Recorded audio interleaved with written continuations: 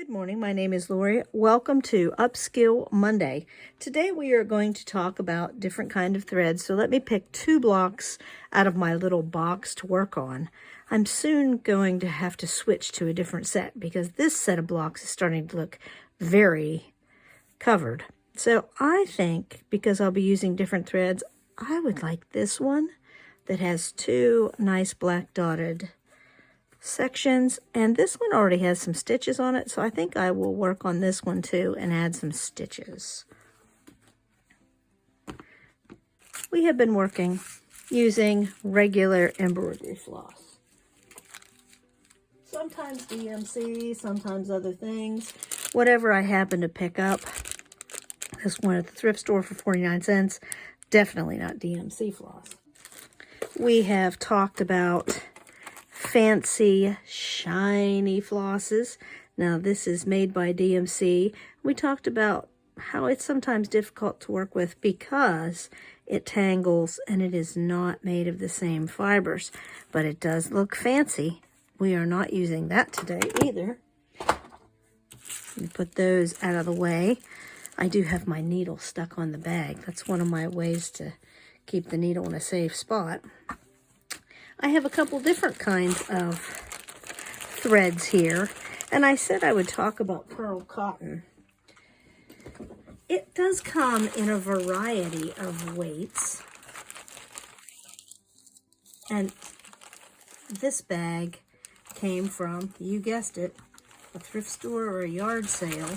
Somebody put these lovely little hanger things in here. Not sure what I'll do with those.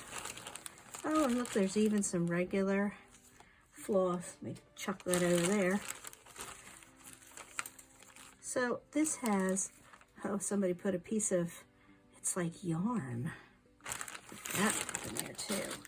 So when I'm looking at ones that have the labels on, it says Perl cotton. This brand is DMC. It doesn't, unless 5 is the weight, and I'm not sure, but it is a nice heavy strand. And this is meant to not be taken apart. Like regular floss is meant to be taken apart in whatever number of strands you want to use. This is made to be used whole and as it is. So if you don't like pulling apart, there's the end.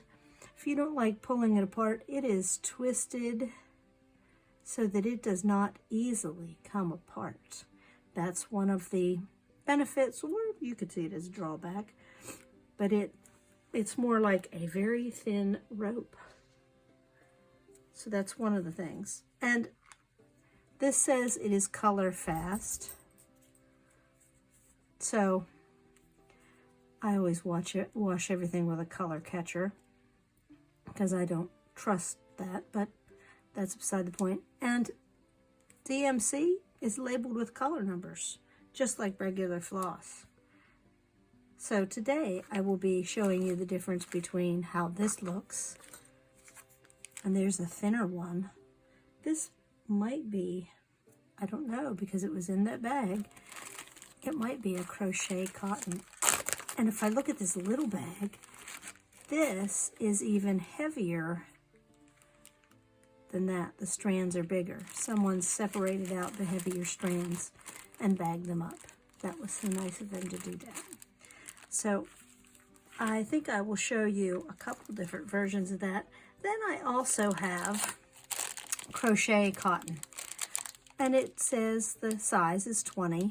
It's very thin, but it is also twisted around itself so that it doesn't come apart. But it is a much thinner cord and seems to be fairly strong. So I think this could be used in the same way. And it comes in a variety of colors. I'm not sure if I would trust the color fastness of this, but it says on the label for this one, well, it does not say, oh, it does say color fast. course, it's white, so how could it not be color fast?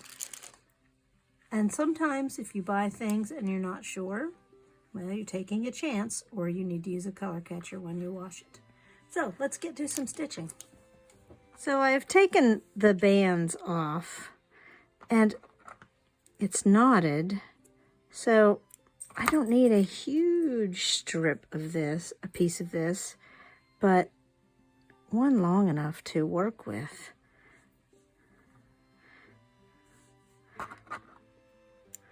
And those bands are not going back on there. I noticed that some of the ones here in this pile have been taped back on, but I really don't care. If I like a color, well, I like a color and I'm going to use it. I don't care what number it is.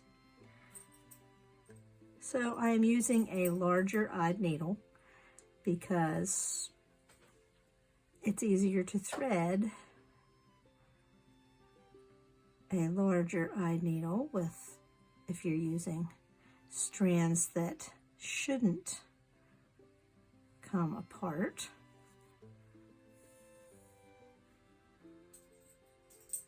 And that works really well.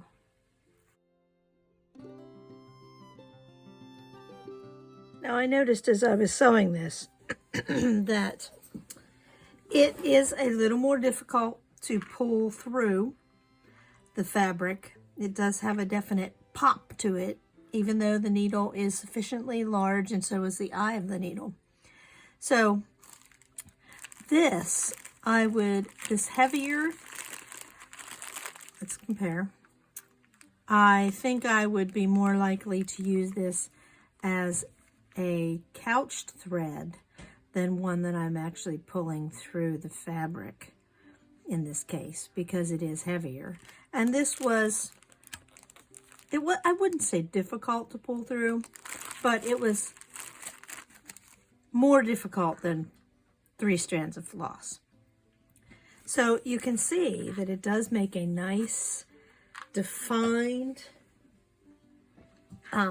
stitch. And I think that it would look great as, let me find the block.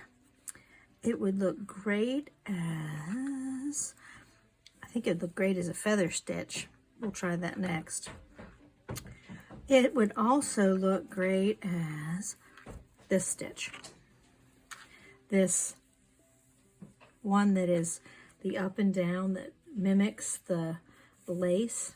I think it would look great as that stitch.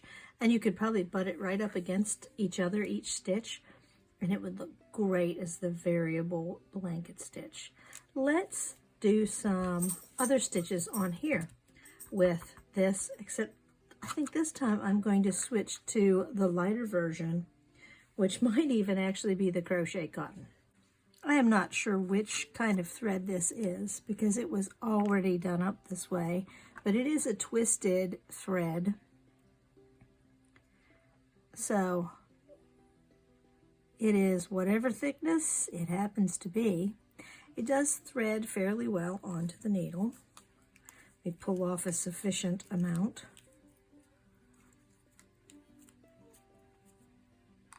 I don't want it to be too long. I did notice while I was using the other one that the thread that is loose here, when it becomes frayed, it starts to tangle more. So I did, as I was working, make it a little shorter and cut off that little frayed piece and put it in the scrap bin. Let me get to doing some stitches.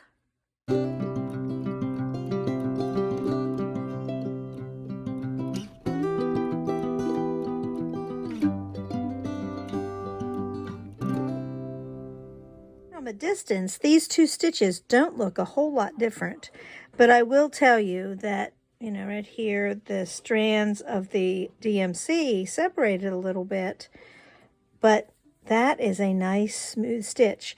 I think I like the Perl cotton better for the feather stitch than the DMC floss, Just something to think about. And you're thinking, why in the world does she have so much of that crochet cotton? I'm thinking about doing some primitive quilting on a quilt for my granddaughter. And I've been thinking about this for quite a while. So I like the way that this thinner thread feels, or lightweight thread feels. So I think I will be adding some of this to my crazy patches also. Let me go and get started. Have a good day, and I will see you on Wednesday for the patriotic Build-A-Block. I have something good in store for you. Talk to you later. New technique. Please remember to like and subscribe.